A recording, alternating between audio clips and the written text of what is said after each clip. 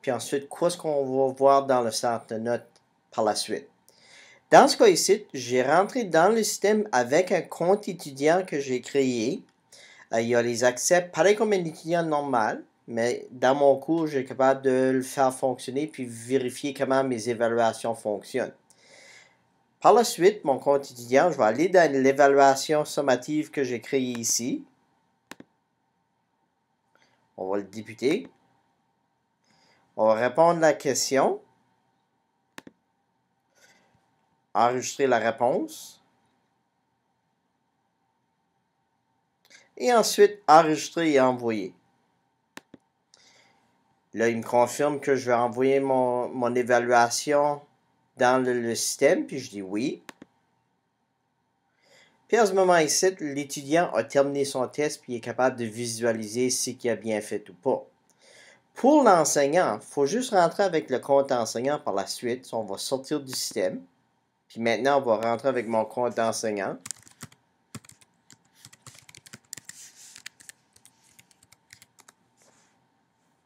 On rentre dans le même cours. Mais comme enseignant, pour être capable de visualiser les soumissions qui ont été faites par un étudiant, il faut utiliser dans la section qui s'appelle Gestion du cours, il faut aller dans la section qui s'appelle Centre de notes. Puis tu es capable d'ouvrir ce qui s'appelle le centre de notes au complet. À ce moment ici, dans les différentes colonnes, tu vas voir les différentes colonnes pour différentes évaluations. Moi, je l'ai configuré automatiquement que la troisième colonne est associée avec mon évaluation sommative 1. On voit que Jean-Étel a fait l'évaluation. Puis si on veut visualiser l'évaluation, on a juste besoin d'appuyer sur les boutons d'action et ensuite appuyer sur la tentative. Automatiquement, le test de cet étudiant-là va s'ouvrir. Puis on est capable de regarder pour voir ce qu'étaient les réponses.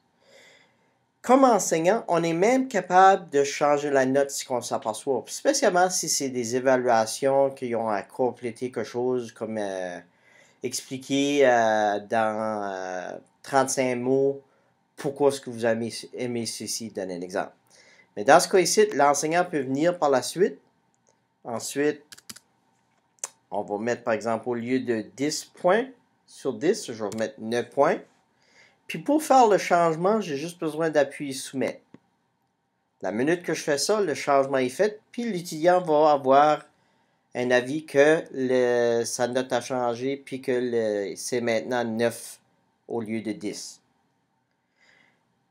Aussi, vous allez t'apercevoir dans le centre de notes qu'il y a une légende d'icônes, puis ça indique chaque icône ce qu'il veut dire, spécialement quand vous allez avoir des évaluations qui est à compléter, qui n'est pas corrigé automatiquement par l'ordinateur.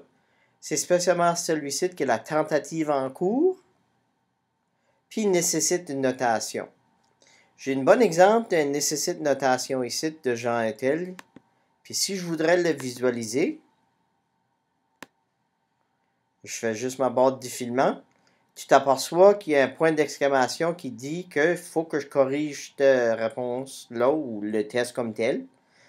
Ça peut être un test qui est rempli de vrai ou faux, choix multiple, puis il y a une question ouverte qu'il faut que le prof le corrige. Automatiquement, tu vas avoir ce symbole-là. Pour le faire, je fais exactement la même chose. J'appuie sur le bouton d'action qui est les deux tivés. Je vois sur la tentative. Puis ensuite, je suis capable de lire la réponse de l'étudiant. Puis ensuite, donner une note.